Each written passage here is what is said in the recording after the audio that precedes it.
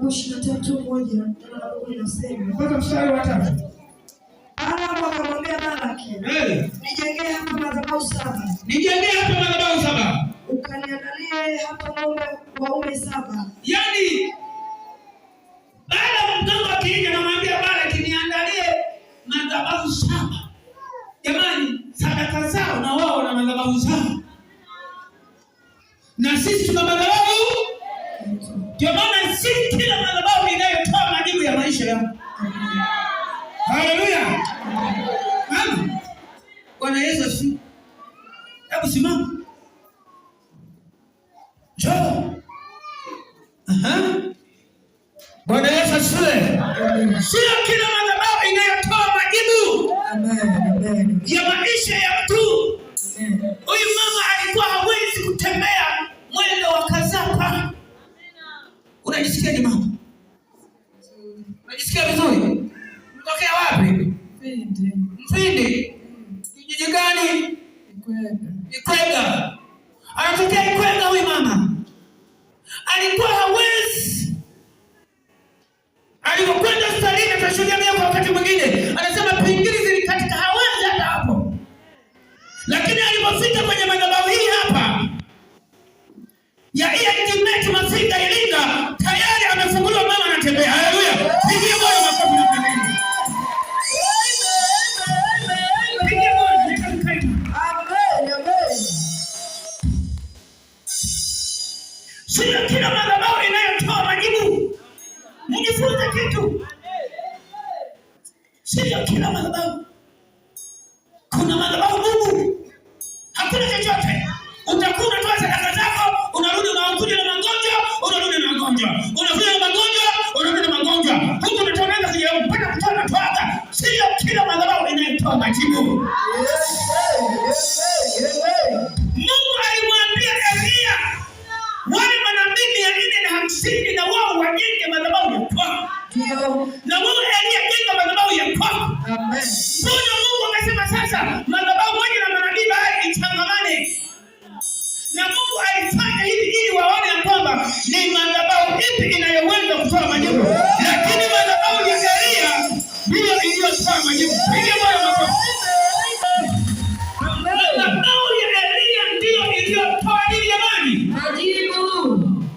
Lakini madhabahu ya manabii 450 haikutoa majibu. Elia akasema walipotoka asubuhi mpaka mchana, akasema ni sharti huyo Mungu wenu amelala, amesafiri, kama amelala ni sharti muamshe. Ndio.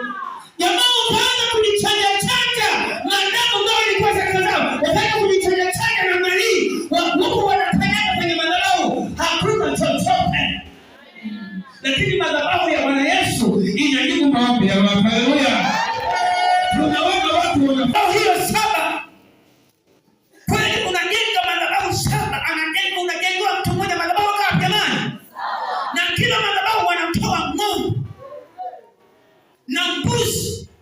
Madhabahu 7 wanamtafuta mtu huyu ili wamwage damu yake. Tumeona kule kitabu cha Zaburi 106 walipomwaga damu za mabinti zao kwa sababu ya vitu ya dunia kwenye nini.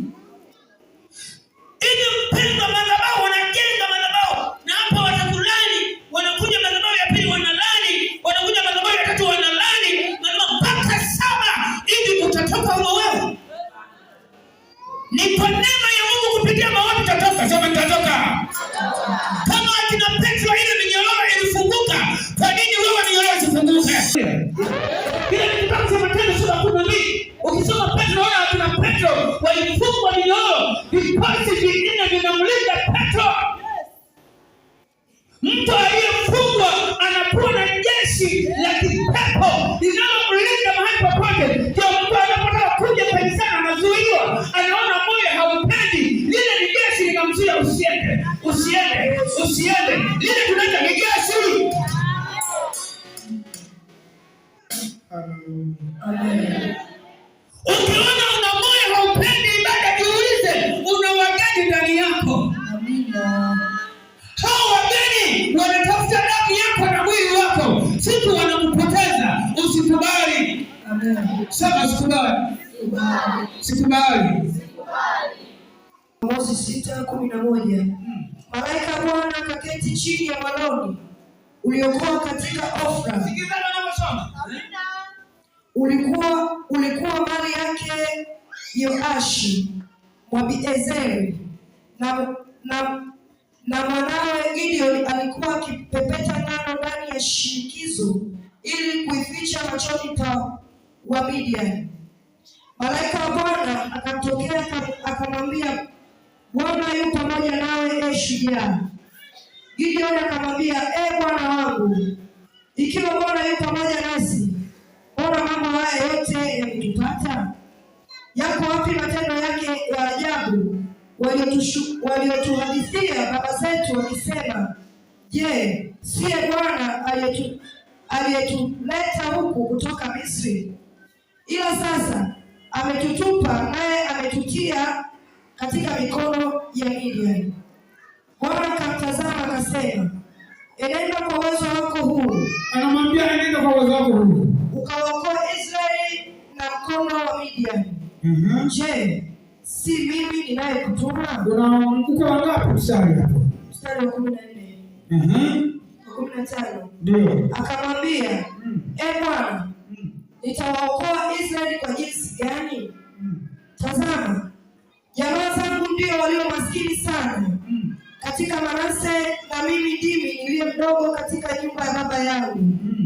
Bwana akamwambia, hakika nitakuwa pamoja nawe. Jamani, Gideoni alikata tamaa. Kwa nini alikata tamaa Gideoni?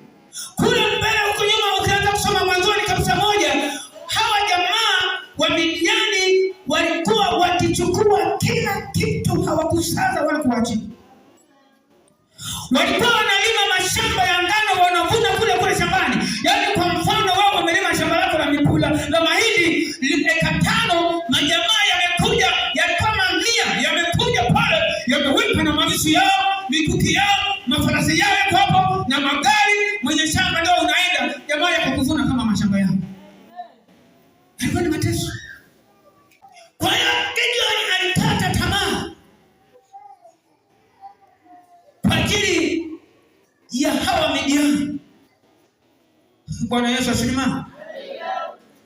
Kwa hiyo inawezekana hata wewe leo tarehe 21 mwezi wa 6 kuna mambo yamekukatisha tu. Kuna vitu, kwa sababu Gideoni wale wa Israeli kila walichokifanya walikuwa wanaficha ngano kwenye mashimo.